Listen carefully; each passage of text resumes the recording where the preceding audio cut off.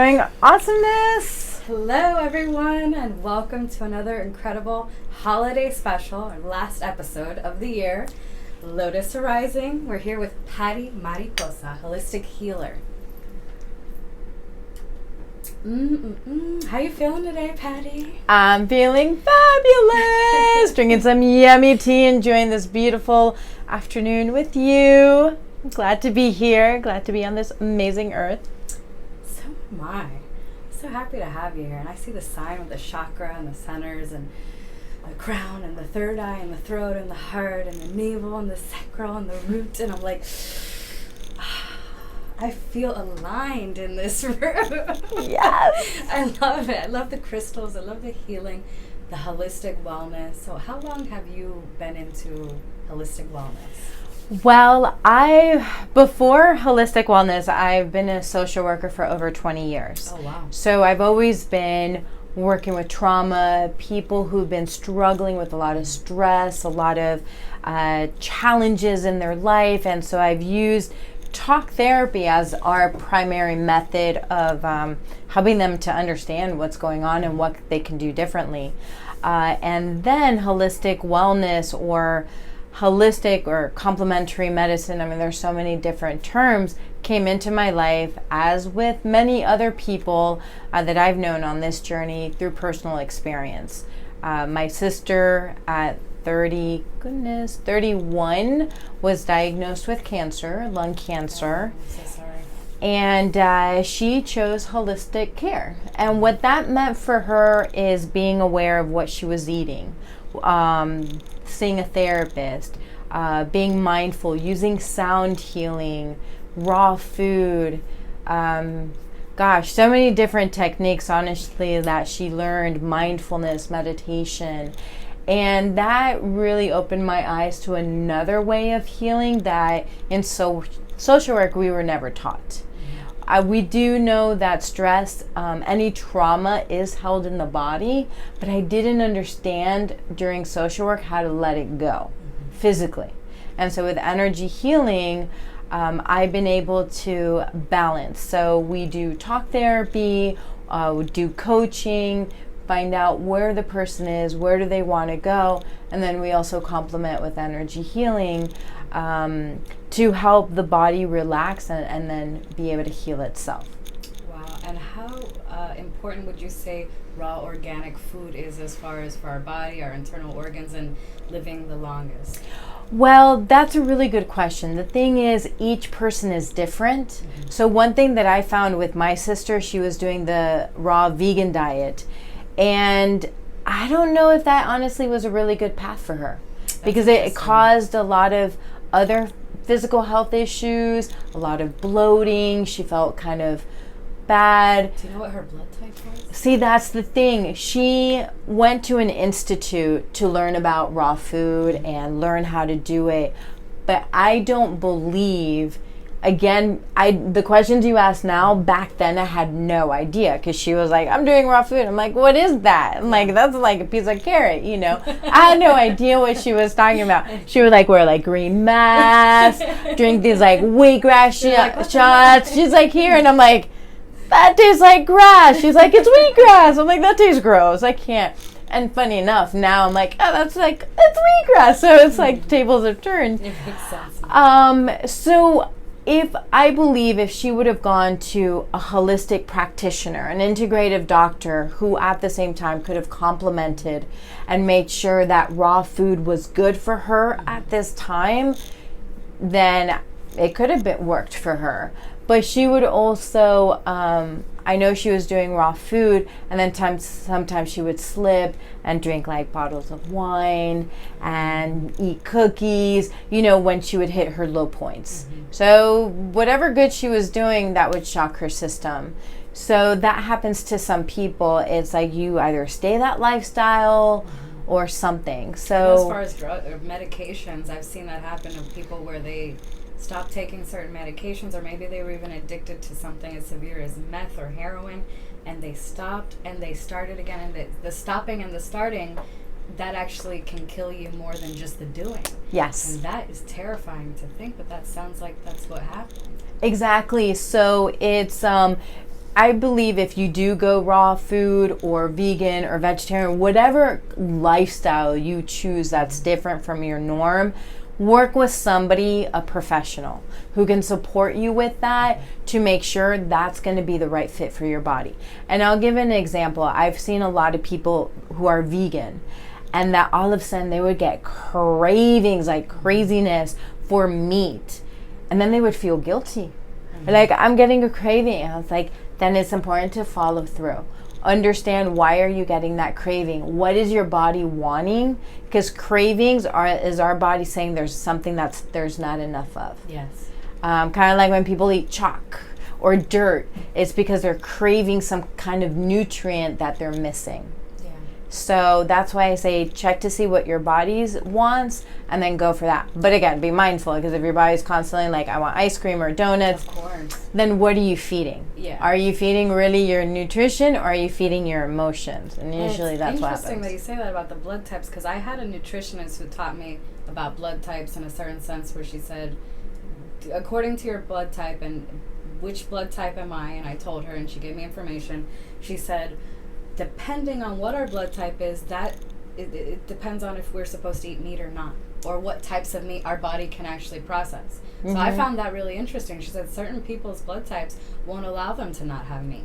Yes. They'll get really sick if they don't consume it. Tell that to a vegetarian and they will fight with you, or a vegan, they'll fight with you night and day. And see, that my argument with it is, animals eat animals. It's a circle of life. So how can we be upset for people for eating animals when animals are literally viciously attacking and eating other animals?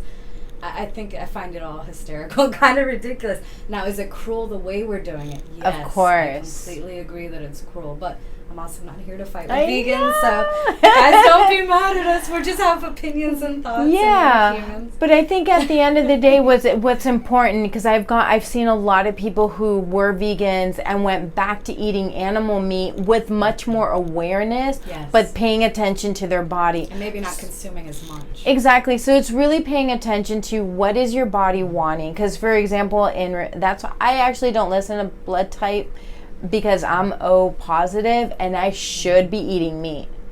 But when I eat meat, I get sick. Really? So you I don't eat it. I'm like, I'm good. There's so many other. So Now, there must be I may get something else craving of besides like that. There must seafood be. or something like octopus. That's like, Yeah. yum. So, thank you, octopus. But a cow, I'm good. Octopus, give me a galore. I tried gator once, and I didn't know it was gator. They told me it was chicken, and then I'm eating it, and I'm like, this is so good. They're like, It's gator. laughing, they're like, that's gator. I'm like, oh, and I'm only 10 years old, so I'm like, oh, don't want you to do that to me. But anyways, not to get off topic. So we want to know a little bit more about, like, where did you grow up? Have you traveled for business or pleasure? Do you plan on traveling your entire life? What are your goals with traveling? I want to know all about your traveling experiences. In a nutshell, yes. Yeah. Because I'm definitely, so I've been traveling since I was, probably in my mom's womb. My parents they're from Cuba. And so they've always wanted, once they got to the U.S., to have a better life for their family.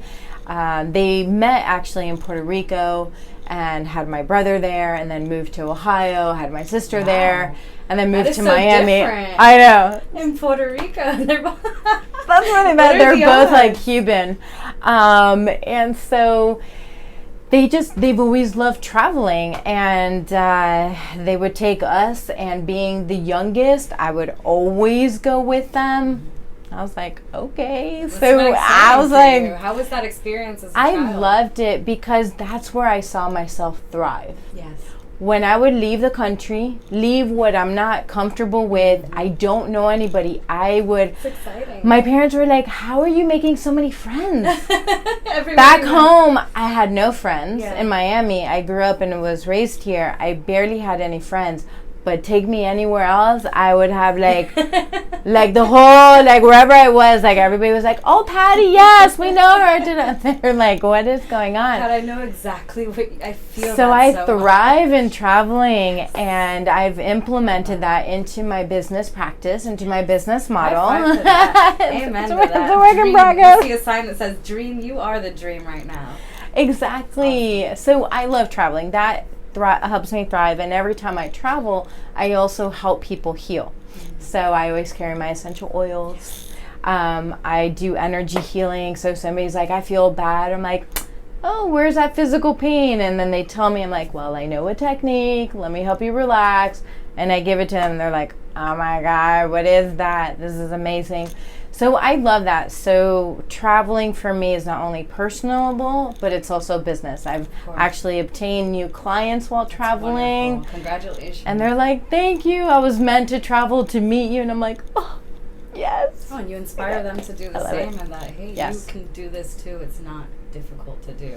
Exactly. If that's part of your path. I've known that's part of my path. I believe that's what the universe has helped me stay uprooted because I can travel easily. Yeah. I have traveled over. So when I graduated undergrad in Tampa for social work, from there it went off. I went study abroad in Spain. Wow. And then I traveled around by myself throughout Europe. It was awesome. From there, I was like, I can live a backpacker's lifestyle and be totally fine. Now I'm a little too comfortable, and I'm about to shed that actually again in 2020. In regards to, I want to have my business be completely virtual by 2020, and just go travel for a few months. I've had this idea of being a nomadic healer. I love that. And I've been putting it off. I've been putting it off because it's so scary. It's like, what do you mean nomadic healer? I don't know how I'm going to do it or what that's going to look like. But so many people are like, come visit me. Let's make it work. And that's what I've done this year. This year I've actually been contracted, all expense paid, to go travel and teach meditation and mindfulness. I'm getting my license in social work this year. Wonderful. So I'm building a lot of tools and techniques to help make it possible, and also just trust the universe to take me where I'm needed. Because one of the beautiful gifts that I have is I can teach Reiki. So give me a day, I have all the material, I just print it, and I can teach it in both English and Spanish to teach people self-care and awareness. So that's been my biggest path. I've been able to teach and practice in Nicaragua, El Salvador, Spain, just traveling and doing what I love. So. And what are the type of practices that the holistic wellness that you teach consist of? Like, what is a Reiki session with you like? A little piece of it. For sure. So what Reiki is, for those of you who don't know, I mean, there's a lot of information out there, but Reiki is a spiritual energy healing technique. And what that means is that we bring energy into us. We connect with the universe, and we say, it's kind of like we turn on the light. We're like, hey, universe, snip, snatch it up. It comes in through us, comes out of our hands, and then we can do it either in person or remotely. All we need is intention and the person's saying yes. Okay. So they can't have a block in their mind. They can't be against. Well, it's not that they have a block. So, for example, before I can give you Reiki, I have to ask your permission. Okay. And if you say yes, you're unblocking conscious and unconsciously, because you've given me permission and moving through your free will. So you're saying that's important. You say no, it kind of won't work, really. It's not that it won't work, is that there's much more resistance. Yeah. And they may not get the full benefits. It's kind of like when, let's say you go to the doctor and the doctor's like, you need to be on antibiotics. And you're like, why? I don't understand. And they're like, well, you just need to. And if you don't understand or believe in being on antibiotics and you're taking it, you may be through the healing process a lot longer, because your body is like, I don't know, she doesn't feel like she wants to take it. The energy doesn't seem right, but this feels like this is okay. So whereas like, let's say you have a cold and you give your body rest it needs, and you're like just drinking your tea, relaxing, disconnected from technology, you'll notice your cold lasts a lot less time because you've given your body what it needs. So I teach people how to recognize what their bodies are saying, how to help it relax, what techniques work best. Reiki doesn't work for everybody. I do guided meditation. I use crystals, I use colors, I use sound healing, because there's not one size fits for everybody. Or somebody just wants to talk. I have clients that come in here for an hour and they're like, blah, blah, blah. Then they're like, out on you. Thank you. And they felt so much better afterwards. I call it the emotional vomit. You just gotta go. Let it go. I'm gonna use that one. Yeah. I haven't heard that one's good. And when did you actually become a coordinator at the Crossroads Community Acupuncture? Or was that a while? Oh, so I was a volunteer with the Crossroads. Okay. So I volunteer to be their interpreter. And so I learned a couple of techniques like nada, which is ear acupuncture to help with trauma, detox. What is ear acupuncture? Well, the thing is, in Florida, because I'm not licensed as an acupuncturist, I can't practice it. Oh, okay. But it does exist. It does. Yeah. You can find it in community locations. Not a lot of people practice the community ear acupuncture. They usually do full body acupuncture. So you'll have to look for the NADA, which is NADA, the acronym, and see who's doing that here in Florida. Okay. It's not very popular from what I understand, but I learned it in New Mexico. Ear acupuncture. So one is the easiest and safest way to release trauma, detox your body, and actually your entire ear is a map of your entire body. Wow. So if you look, it's like an embryo. Most people are really unaware of this. I wasn't. Yeah, exactly. So I learned that to help. So another thing that people can do if they're feeling anxious, I'm like, just rub your ears. And you may notice that people start kind of doing that without realizing. So I tell them, well, what you're doing is your body's asking you to touch it, stimulate the acupuncture points which are along your ears, and it bring into a quick relaxation. Could you also do this for a headache or for some kind of pain, or Mm-hmm. maybe any kind of pain you're having, abdominal pain, or yeah, there's for different sure. pressure points that you could use to take the body or the mind off of the pain? Yes. Since I've moved away from it, I don't know. I would probably just say YouTube it and see what acupuncture points are good for that. I do know the point between your thumb and the forefinger. This point, when you squeeze it and just kind of rub it, it actually releases the tension in your head. Oh, wow. So there's a lot of different techniques. The thing is, practice them. I see a lot of people who learn, a lot of people who even learn Reiki or meditation. I'm like, okay, are you putting it to use? And they're like, well, no. Yeah, and if you're not, then it's kind of a waste of time. It's kind of like with the tea that you provide. It's the people will receive benefits the longer that they use the tea. Exactly. It's a lifestyle. If you think you're just going to use this, drink tea, Lotus tea one time and that you will be healed, I mean, you're sadly mistaken. This has become a medicinal lifestyle for me. Yes. I've been drinking Lotus tea for the past 4.5 years now, as long as I've had my business. And without purchasing a thermo, having my tea kettle, doing my routine every morning with continuing pouring my hot water into my thermo and going about my day with my thermo, I know that that's a part of my daily routine and the medicinal value that I'm getting mentally, physically, in my soul, in my mind, in my heart, my spirit. It's uplifting and it's healing for sciatic pains and nerve damage and heart palpitations, dementia, you name it.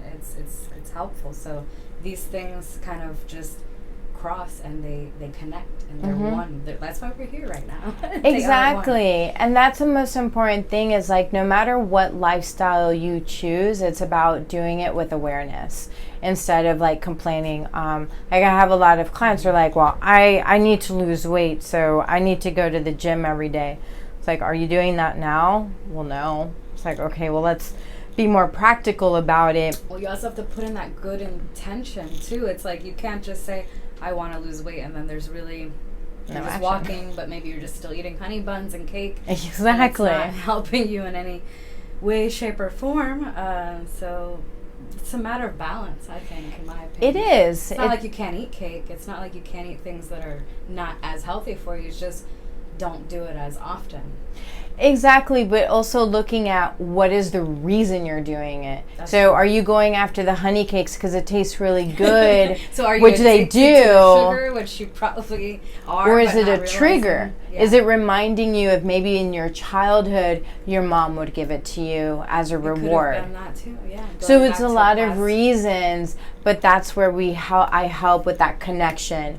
Why are you doing the things that you're doing? If they're helpful, keep doing it. If they're hurting you, why is it hurting you? What can you do different and shift it in a loving way instead of like feeling guilty? Because I get a lot of clients who are like, they feel guilty. For example, I have one client, she decided to book a cruise. She hasn't been on a cruise in 5 years, and for her, that's her happy place. And she told her husband, she's like, I love you, and I know you're not going to go with me. I need to do this for me. Yeah. And she was like, oh, that was the hardest decision, but he was super supportive.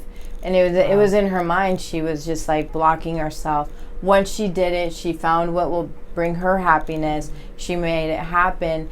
And her husband's like, you're happy. I trust you. Like, that's a big thing. I trust you. You have to Go have play. trust to be able to do something. Yeah. That's an amazing thing that they have that much trust in each other and are accepting towards the relationship. Because I know in a lot of relationships we have to be really trusting towards someone. And I was reading this thing about it was like psychopath girlfriends or something on Facebook, and it was really funny because it was just basically talking about how to be manipulative and to be controlling and to be possessive and to be all these things in a relationship, which you see nowadays a lot more than ever. Yes. I mean, I feel like people used to really give each other a lot more space and a lot more freedom. But now it's like, oh, who are you texting? Who are you talking to? What time are you going to be Oh my here? When are you gosh. going to do this? Why did you like her picture? Oh my God, calm down. I mean, God, it's just a like. We can't support people. What is wrong with that? We're not touching anyone. We're not sexually cheating on our partners. So I don't understand where this possession and the jealousy has really come into play. To me, it's really a sad thing. And it does break my heart to see it happen when you're a loving, kind person with no hate in your heart. You don't really know what hate is because all you want to do is help people, and then you get that hate and you're like, but why? But then you have to realize reflection of them, not you. Don't get hurt. We're empaths. We want to get hurt. It goes to our heart immediately, but we're like, no, we have to mind control. Tell ourselves, don't get hurt. And it's not us. Exactly. I've had to really reprogram my brain to think that way because for the longest time it was hard. And that's one of the skills that I've learned as a social worker, and I teach other social workers and therapists and other empaths, is like, you have to own that pain and ask it, is it yours? Because again, working when I moved just from the western part of social work, which is like, what is your mind saying and what's happening, and moved into the more spiritual side, it was a complete mind shift. Because in social work, we were trained that if your client comes up and says, I hear voices, well, immediately, have to identify what's the diagnosis, have they been diagnosed, is it schizophrenia, what's going on? But now my question is, well, what are the voices saying? And they're like, things are bad. Let's hear what they.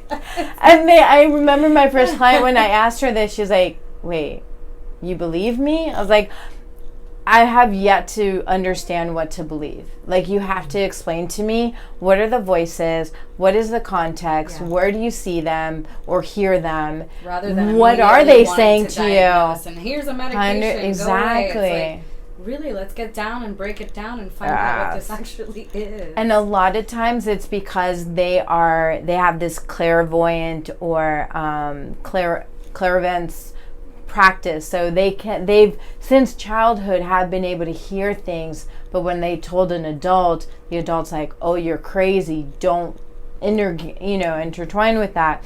So then they're like, okay, I'm crazy, I can't hear voices. But when you continue on the spiritual path, especially when I teach Reiki, it helps open up that consciousness. Yes. Or even I do once a week guided meditation with Reiki, in person or virtual, as well as once a month Reiki shares. That for now it is in person. And people have amazing experiences just in those circles. They can see colors. They open up different levels of consciousness that can't really be explained. They're trying to find reason to the best of their abilities. Like, why did I see all these colors? It was like, because you were opening up a higher level of consciousness, that it's not about understanding and reasoning. It's just like feeling like you have touched basically like the skirt of God or whatever that looks like. And I help people make sense of what you can't see, because there's so much out there that if you just sometimes try you to have understand to feel that a little bit more, feel inside, and maybe even use your imagination, like you taught us to do. And it's like that beautiful picture of the mountain up there with the snow and the water. I take myself to those places all the time in my mind. That's why I'm always living and dreaming of other lands beyond this one, because it's like when you see that, you can actually bring yourself there. You can almost close your eyes and put yourself in a dreamlike state. Yes. And that's your own form of therapy. And I know that you study those types of thinking and healing. How long did you study holistic healing? So it's a continued practice. So I graduated with my dual master's in social work and public health in 2013, and that same year I also I became a Reiki master teacher. Congratulations! Can we cheers to that? Yes. I'd like to say. Oh, you need some I'm more out tea. of tea. Oh no! But now I got the magical cup refilled.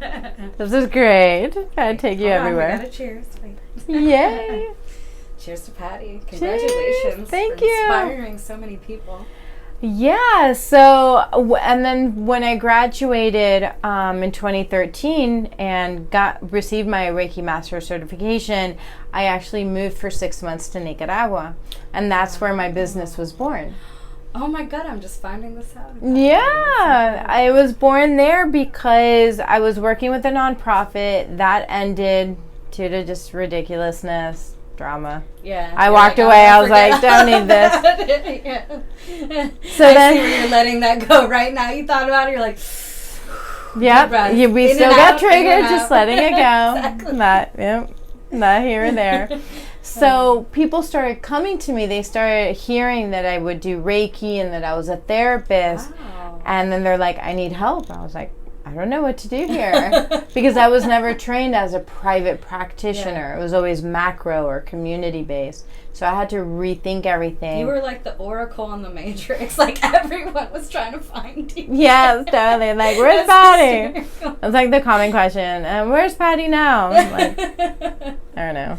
Good luck finding me. So how long did you started in Nicaragua? How long were you there, did you say, before you came here? So I was there, so I came back in November 2013. That was, again, about 6 months. And the reason was I was dating my partner at the time, Joel. He was a veteran, U.S. veteran, had a lot of trauma, and he wasn't dealing well with the separation. So he's like, if you want us to work, you got to come back. And I was like, oh, crap. I was like, I knew this was going to come out sooner or later. I was like, why don't you come here? He's like, Nicaragua? I was like, yes, it's so much relaxed. So I was like, fine, I have to go over there. So I chose to go back over to where he was, and I helped him a lot. I helped him reunite with his family because he was emotionally disconnected. I helped him with veteran benefits. Oh my gosh, his family is still like, thank you for that. So to this day, it's helped him a lot. Yeah, well, it did, and then unfortunately he committed suicide in 2014. God, I'm so sorry. Patty. 2015. So 2 years after I came back. So sorry. Yeah, thank you. But again, what that's taught me, we were separated when he chose to commit suicide because I had to walk away. I'm sure it was very emotionally draining. Really hard for you. And at the same time, my mom was also dying in 2014. She passed away from cancer. So I had to make a choice. Be with her 100% because you can't deal with too many people. Without her, there's no or way she created my partner. So I chose, so he was better off in Colorado where his family was. I was like, I'm not a big fan of the cold. And I'm not a big fan of, Colorado is cool, but it's not Miami. Yeah. You know, Miami's got its own thing, so it was a little too. Sure. in general. I understand. Cuban in Colorado. I don't know. I don't see this happening. It was a Cuban coffee. There are no cafecitos over here. No pastelitos, no croquetas, no. Yeah, not where he was anyways. I was like, oh my goodness. So all of those events just really helped me iterate and help me keep my practice growing and expanding. So I continue learning Reiki, creating a practice, teaching people that. I came back actually to social work, and now I'm actually able to bring my spiritual practice into social work, and I teach other social workers about, hey, if they hear voices, ask them about it. Don't diagnose them immediately. And social workers are also like, you know what? Thank you for this. They're receiving the permission to ask those questions, because some of the social workers I've worked with or I've met in conferences, they're like, I see things. Mm-hmm. I hear voices. I thought I was going crazy. Yeah. And they're supposed to be healers. They're supposed to be therapists. And so they're freaking out. Imagine they meet somebody who mirrors their problems and get triggered. Then they start having mental breakdowns, crises. They're not able to be there for their family, and then eventually go into a chronic health issue. Wow. And so they need a lot of healing. Yes. So I'm just here to at least be informative, like, hey, what you're going through is probably a lot more normal than you think. Yeah. So my biggest thing is just reach out and ask. So don't just diagnose yourself, or just because someone diagnoses you, and even if it's a doctor, don't just say, hey, I'm a schizophrenic because they said that I'm a schizophrenic. Exactly. No, everybody has thoughts in your mind. Everybody has negative thoughts and things that they think that they might want to do, but then they're not really going to do. Anybody can be diagnosed as anything, in my opinion. So I don't believe that we should just justify ourselves as, I have PTSD, or I have this or that. Yes, we all have anxiety. It's a natural feeling. It's a natural emotion. But we can change our energies and our frequencies and balance and align our chakras. Mm-hmm. And that's what you help people learn. And with that being said, I would like to know a little bit more about the Visionary Academy. I saw that. That's something that you are a part of. Yeah, so along my journey, I've joined different certifications, different programs. Again, I love traveling, so I'm like, ooh, Nicaragua, or New Mexico. Like, what can I do while I'm there? So usually wherever I am, that's where I learn things. So I'm a certified coach through Institute of Integrative Nutrition. I've also attended the coaching certification of Visionary Business School.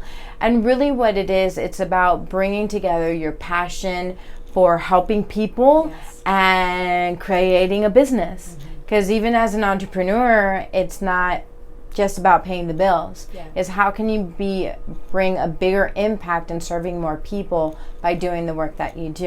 Amen. And the more I have that focus of abundance, the more I'm able to contribute to nonprofit organizations.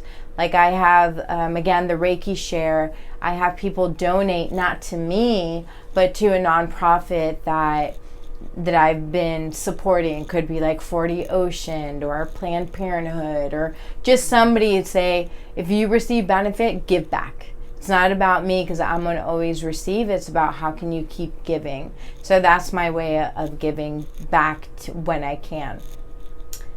That's wonderful. That's beautiful. It's amazing. You inspire me. Today your stories inspired me more than ever because I've gotten to know a little bit more behind everything on a personal level. So I'm very much honored and grateful to be here with you today and just to learn more about everything that you've done. I know that you also work with David Arquez, who his business is Wellness Solutions.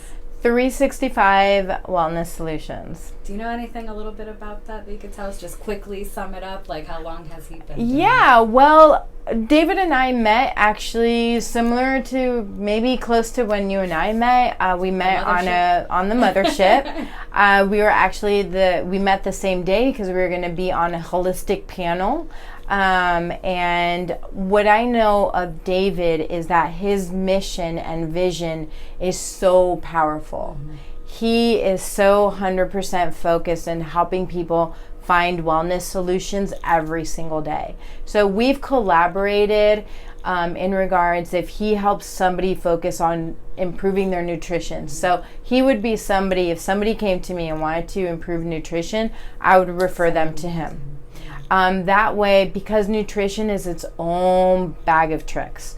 There's a lot of information to know of it, and you have to really understand the body.